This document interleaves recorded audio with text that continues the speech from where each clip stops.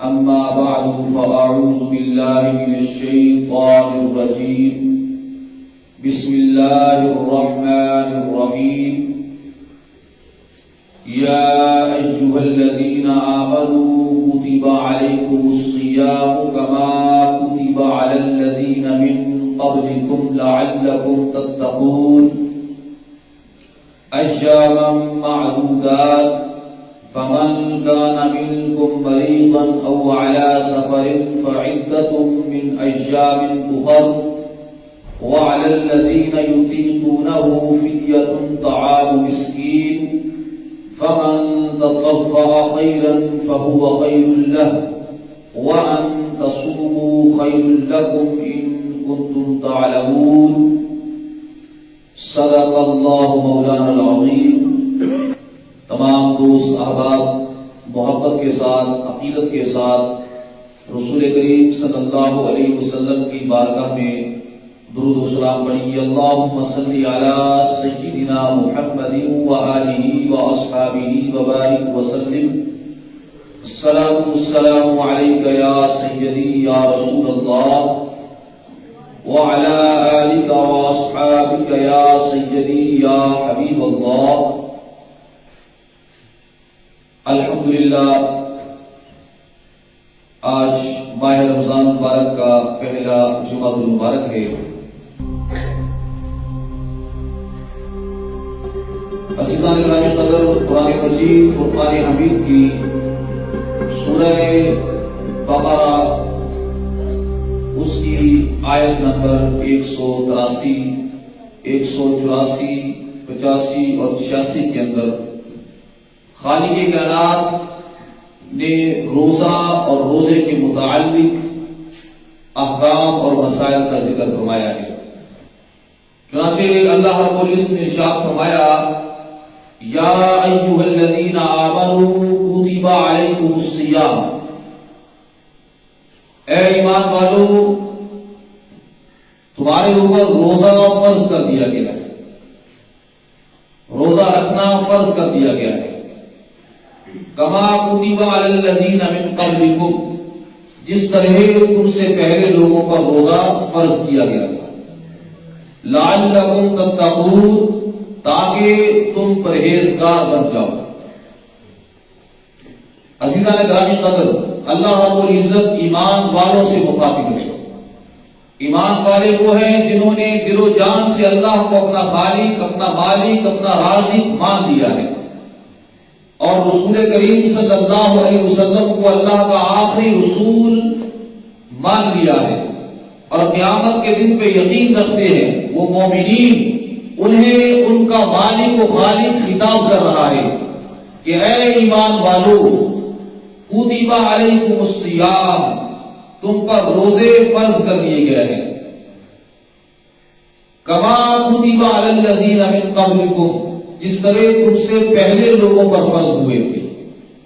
یعنی صرف تم پر ہی فرض نہیں فرمائے گئے، صرف امت محمد صلی اللہ علیہ وسلم پر ہی روزہ فرض نہیں کیا گیا، بلکہ پہلے آنے والے انبیاء کرام علیہ السلام ان کی امتوں پر بھی روزہ رکھنا فرض فرمایا گیا تھا.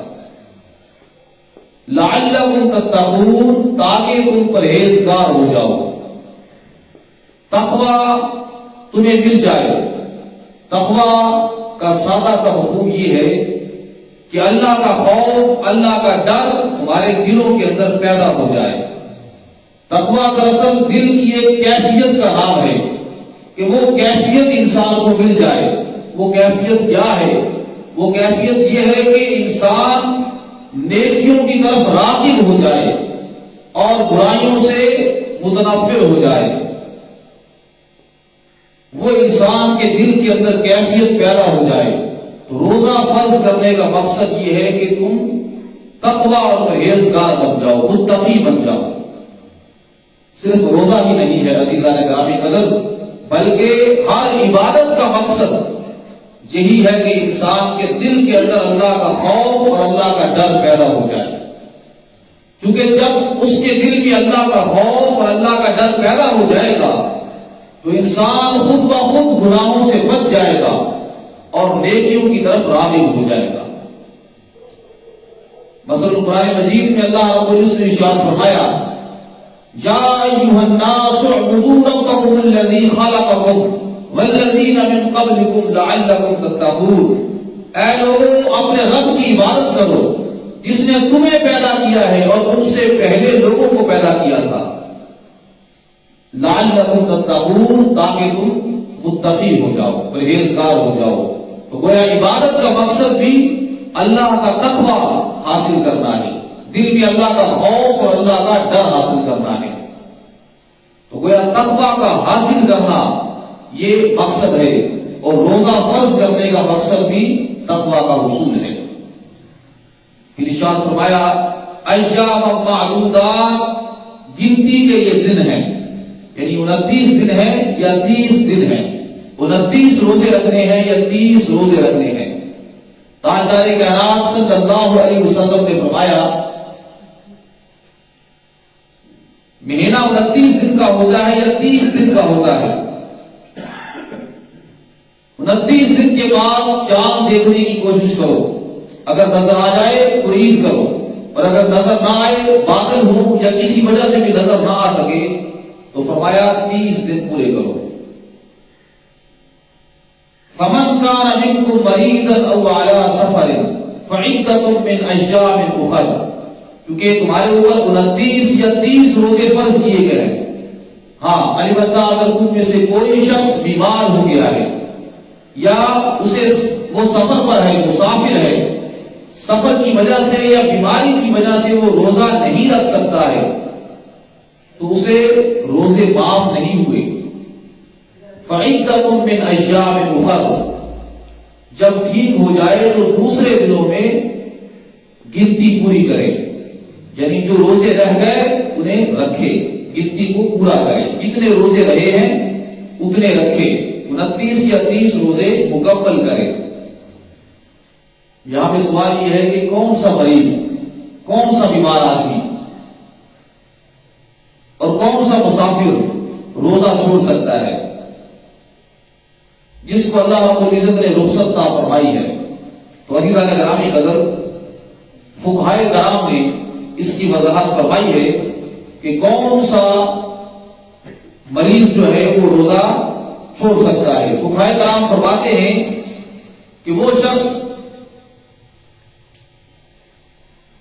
جس کا فرض روزہ رکھنے کی وجہ سے بڑھنے کا خطرہ ہو، یا جو مریض یعنی مرض کی وجہ سے روزہ رکھ ہی نہ سکتا ہو، اتنا بیمار ہو کہ روزہ رکھ ہی نہیں سکتا ہے، یا اس کا مرض ایسا ہے کہ روزے کی وجہ سے بڑھ جاتا ہے، یا اس کا مرض ایسا ہے کہ روزہ رکھنے کی وجہ سے صحت یاب ہونے میں زیادہ ٹائم لگ جائے گا، اور اگر روزہ نہ رکھے تو جلد صحت یاب ہو جائے گا، تو ان ساری صورتوں میں وہ روزہ نہ رکھے، بلکہ جب صحت یاب ہو جائے تو اس کے بعد گنتی کو پورا کرے۔ اور مسافر وہ مسافر ہے جس پہ نماز قصر واجب ہو، یعنی اتنا سفر کر رہا ہو، 3 دن کا سفر ہو یا تقریباً 100 کلومیٹر کا سفر ہو، اور وہ شخص یہ سفر کر رہا ہو تو وہ بھی روزہ چھوڑ سکتا ہے، لیکن بعد میں رکھے گا۔ حدیث پاک میں ہے کہ صحابہ کرام رضوان اللہ علیہ اجمعین بیان کرتے ہیں کہ ہم لوگ سفر میں جب جایا کرتے تھے قافلوں کی صورت میں، تو ہم میں سے بعض لوگ روزہ رکھ لیتے تھے اور بعض نہیں رکھتے تھے۔ روزہ رکھنے والے نہ رکھنے والوں کو کچھ نہیں کہتے تھے، ملامت برا نہیں کرتے تھے، اور رکھنے والے جو ہیں، جو نہیں رکھنے والے ہیں، وہ رکھنے والوں کو برا نہیں کہتے تھے، یعنی ایک دوسرے پر ملامت نہیں کرتے تھے۔ ایک حدیث پاک میں ہے کہ حضور نبی کریم صلی اللہ علیہ وسلم نے ایک ہجوم دیکھا، تو آقا اسلام وہاں گئے تو آپ نے دیکھا کہ لوگ جمع ہیں، ایک شخص کے اوپر سایہ کیا ہوا ہے اور اس کے سر پہ پانی ڈال رہے ہیں۔ فرمایا کہ اسے کیا ہوا ہے؟ بتایا کہ یا رسول اللہ صلی اللہ علیہ وسلم اسے روزہ ہے، اور گرمی کی شدت کی وجہ سے اس کے اوپر سایہ کیا ہوا ہے اور پانی سر کے اوپر ڈالا جا رہا ہے۔ تو اس وقت تاجدار کائنات صلی اللہ علیہ وسلم نے ارشاد فرمایا کہ سفر میں روزہ رکھنا کوئی نیکی کی بات نہیں ہے، اور پھر فرمایا وَعَلَى الَّذِينَ يُطِيقُونَهُ فِدْيَةٌ طَعَامُ مِسْكِينٍ، اس آیت کریمہ کے دو معنی ہیں. ایک معنی یہ ہے کہ جو شخص روزہ رکھنے کی طاقت رکھتا ہو اور پھر روزہ نہ رکھے، یعنی طاقت کے باوجود روزہ نہ رکھے، تو فرمایا فدیۃ طعام مسکین، اس کے اوپر ایک مسکین کو کھانا کھلانا ہے. یہ وہ معنی ہے جو شروع اسلام میں تھا. یعنی شروع جب اللہ رب العزت نے روزے کو فرض فرمایا تو بعض لوگوں کے لیے روزہ رکھنا بہت مشکل تھا. شروع اسلام کا دور تھا تو اللہ رب العزت نے فرمایا کہ پھر ایسا کرو کہ مسکینوں کو کھانا کھلاؤ. ہر وہ شخص جو روزہ نہیں رکھ رہا ہے وہ ایک مسکین کو کھانا کھلائے. اور اس کا دوسرا معنی یہ ہے کہ جو شخص روزہ رکھنے کی طاقت نہ رکھتا ہو وہ ایک مسکین کو کھانا کھلائے. اب روزہ رکھنے کی کون طاقت نہیں رکھتا ہے؟ حضرت عبداللہ ابن عباس رضی اللہ تعالیٰ عنہ میرے اور آپ کے آقا اسلام کے چچا زاد بھائی ہیں. آقا اسلام نے ان کے بارے میں فرمایا کہ اے اللہ عبداللہ ابن عباس کو قرآن کا علم عطا فرما اور قرآن کی تفسیر کا علم عطا فرما. تو وہ اس آیت کے تحت فرماتے ہیں اس کا معنی یہ ہے کہ جو ایسا برا شخص ہو کہ اب اسے زندگی میں دوبارہ روزہ رکھنے کی طاقت کی کوئی امید نہ ہو کہ زندگی میں دوبارہ روزہ رکھ سکے گا، تو اس کے لیے اللہ پاک نے فرمایا کہ وہ ایک مسکین کو کھانا کھلائے. اور اسی طرح ایسا بیمار جس کا مرض لا علاج ہو، ڈاکٹرز نے کہہ دیا ہو کہ یہ ایسا مرض ہے کہ یہ لا علاج ہے اور وہ اس مرض کی وجہ سے روزہ بھی نہ رکھ سکتا ہو، تو وہ ایک مسکین کو کھانا کھلائے. اب اس کی مرضی ہے کہ وہ پہلے رمضان سے ہی ایک ہی مسکین کو 60 دنوں کے خرچہ دے دے کہ وہ روزے رکھ لے، یا وہ 60 الگ الگ مسکینوں کو دے دے، یہ اس کی اپنی مرضی ہے. بعض مرض ایسے ہیں جو باقی لا علاج ہوتے ہیں اور ان کے اندر روزہ رکھنا انتہائی مشکل ہوتا ہے. علامہ سید غلام رسول سعید رحمۃ اللہ علیہ اپنی تفسیر تبیان القرآن میں لکھتے ہیں کہ بلڈ پریشر کا ہائی ہونا یہ بھی ایک لا علاج مرض کی طرح ہے. یعنی اس کے لیے بھی ہمیشہ دوائی کھانا پڑتی ہے. اسی طرح دمے کا مریض جو ہوتا ہے اسے بھی ہمیشہ دوائی کھانا پڑتی ہے.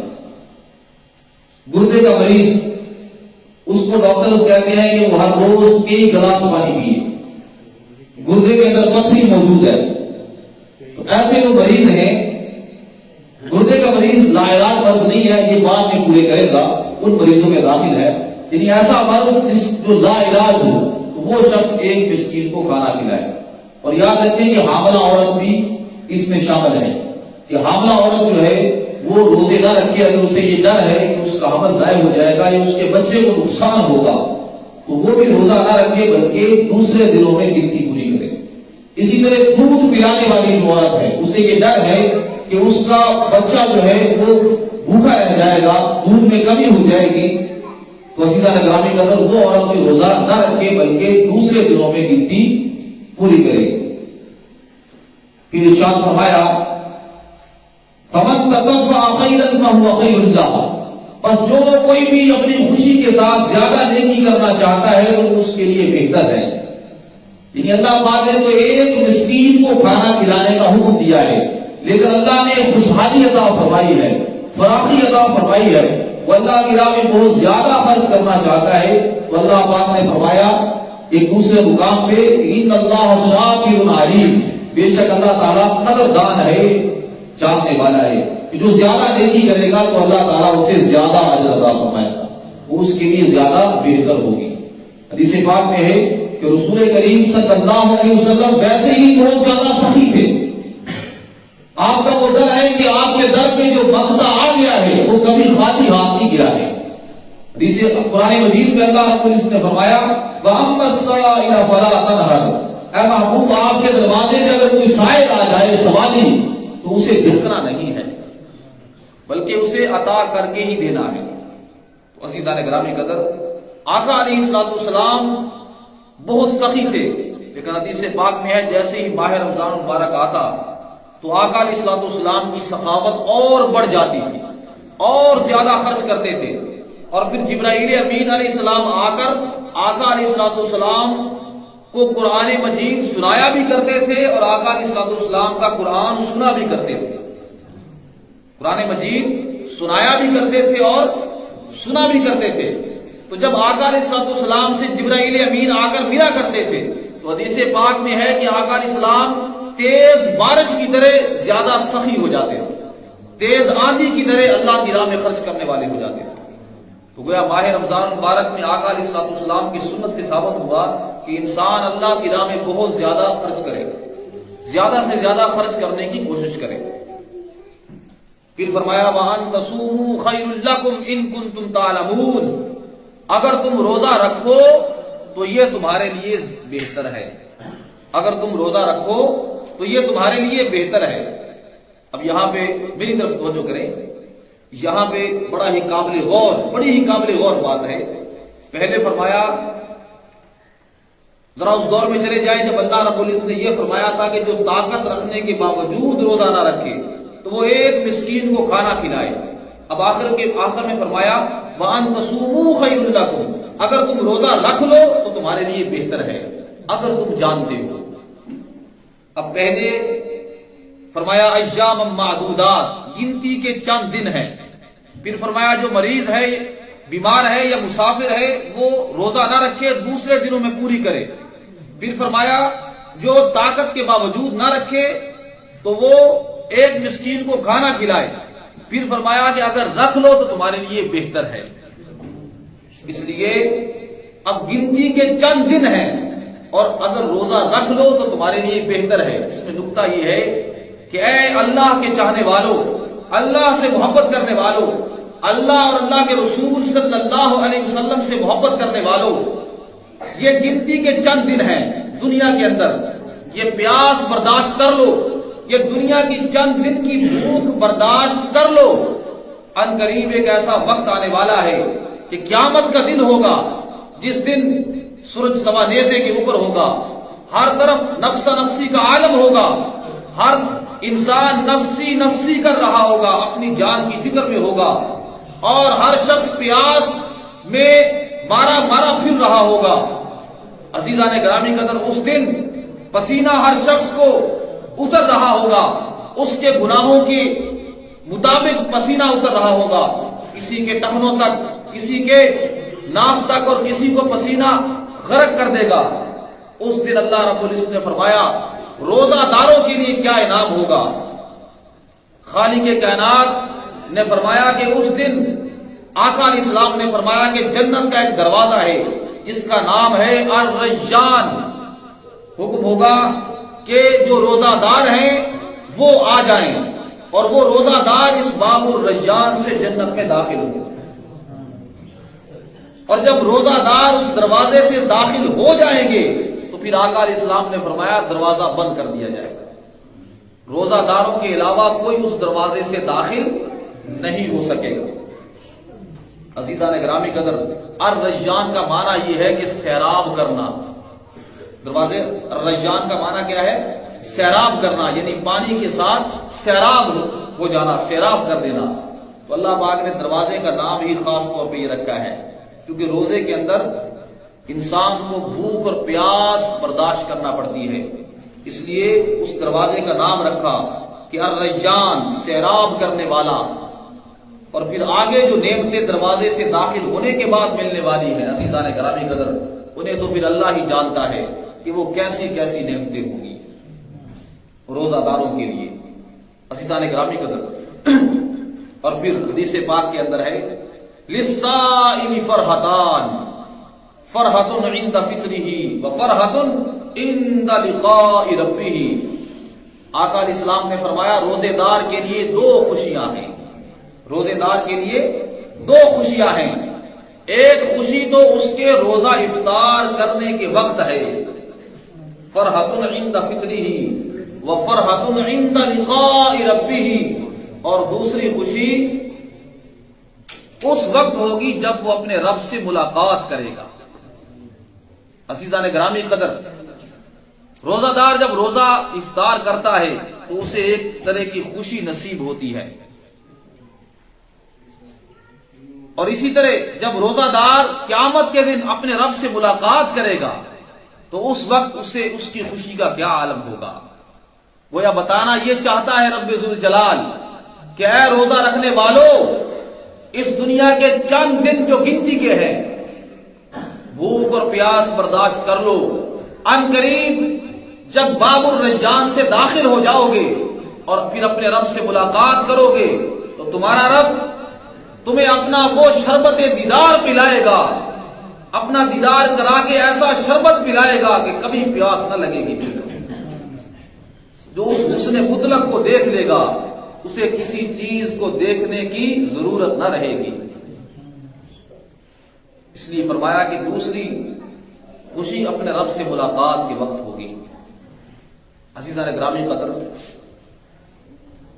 آقا علیہ الصلوۃ والسلام نے فرمایا روزہ دار کے لیے کہ جو روزہ دار ہے وہ کیا کرے، اس کے کچھ آداب ہیں۔ تو آقا علیہ الصلوۃ والسلام نے فرمایا الصوم جنۃ، روزہ ڈھال ہے، روزہ ڈھال ہے۔ ڈھال کسے کہتے ہیں؟ ڈھال وہ ہتھیار ہوتا ہے جو ایک مجاہد میدان جہاد میں لڑتے وقت اپنی حفاظت کے لیے استعمال کرتا ہے۔ تو فرمایا کہ روزہ بھی ڈھال ہے۔ کس چیز سے ڈھال ہے؟ کس چیز سے حفاظت کرنے والا ہے؟ گناہوں سے بچانے والا ہے، جہنم کی آگ سے بچانے والا ہے۔ اور پھر فرمایا روزہ ڈھال ہے، اس لیے روزہ دار جو ہے وہ نہ تو روزے کی حالت میں جماع کرے اور نہ ہی جہالت کی باتیں کرے۔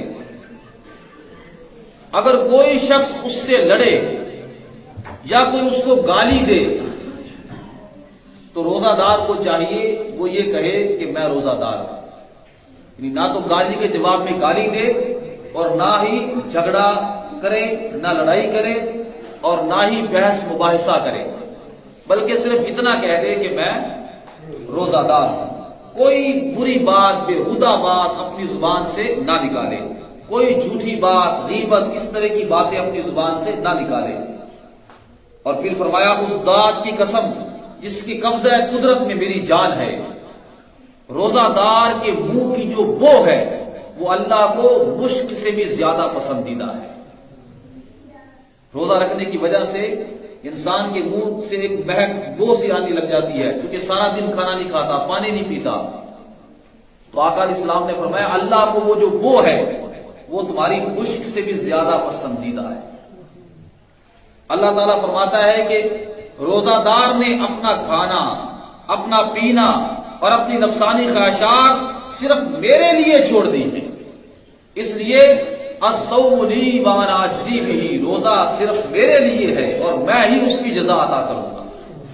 ہر عمل کی جزا دی جائے گی، کسی نیکی کی جزا، ایک نیکی کی جزا 10 نیکیاں ملیں گی، کسی کی 100 اور کسی کی 700 گنا تک بھی وہ عطا فرمائے گا، لیکن فرمایا نہیں، جو روزہ ہے یہ تو ہے ہی میرے لیے، اس لیے اس کی جو جزا ہے اس کا فیصلہ بھی میں خود ہی کروں گا۔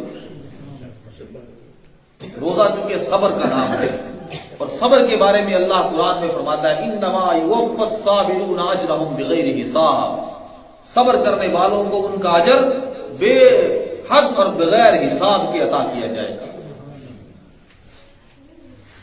یہی وجہ ہے کہ روزہ دار اکیلا ہے، کوئی نہیں دیکھ رہا ہے، سخت پیاس لگی ہوئی ہے، گرمی شدت پر ہے، جان پیاس سے نکل رہی ہے، لیکن وہ روزہ دار پانی نہیں پیے گا، اسے پتا ہے کہ اس کا رب دیکھ رہا ہے۔ یہی وجہ ہے کہ اللہ پاک نے فرمایا کہ روزہ میرے لیے ہے اور میں خود ہی اس کی جزا عطا کروں گا۔ عزیزان گرامی قدر، روزہ دار عام لوگوں کی طرح نہیں ہے، اسے چاہیے کہ وہ تقوی اور پرہیزگاری والی زندگی گزارنے کی کوشش کرے، اور روزے کا جو خاص مقصد ہے تقوی کا حصول، اس کو حاصل کرنے کی کوشش کرے۔ اور اگر اس نے تقوی حاصل نہیں کیا ہے تو پھر اس کا روزہ فائدہ نہیں پہنچائے گا. چونکہ حدیث پاک میں ہے، حضور نبی کریم صلی اللہ علیہ وسلم نے فرمایا، جس شخص نے جھوٹ بولنا نہیں چھوڑا اور جھوٹے کام کرنے نہیں چھوڑے تو فرمایا اللہ کو اس کا کھانا اور پینا چھوڑنے کی کوئی ضرورت نہیں ہے.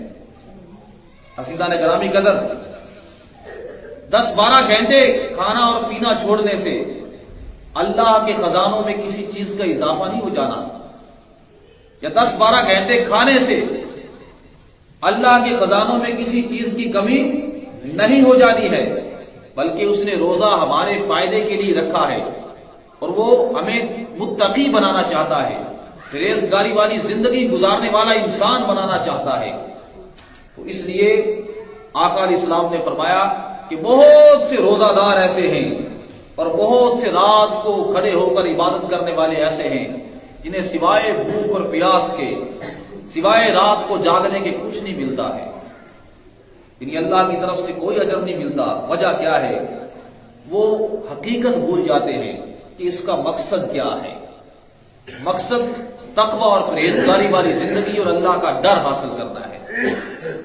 اور اسی طرح روزہ رکھنے کا ایک مقصد یہ بھی ہے کہ انسان جب بھوکا ہوگا تو اسے دوسروں کی بھوک اور پیاس کا احساس پیدا ہوگا. اگر وہ خود ہی ہمیشہ پیٹ بھرا رہتا ہے تو اسے کبھی کسی کی بھوک کا احساس نہیں ہوگا. تو روزے داروں کو چاہیے کہ وہ اپنے اندر دوسروں کی بھوک کا احساس بھی پیدا کریں. اس کی بارگاہ میں دعا اللہ تعالیٰ میں عمل کرنے کی توفیق عطا فرمائے اور یہ مسائل یاد رکھنے کی توفیق عطا فرمائے. آمین.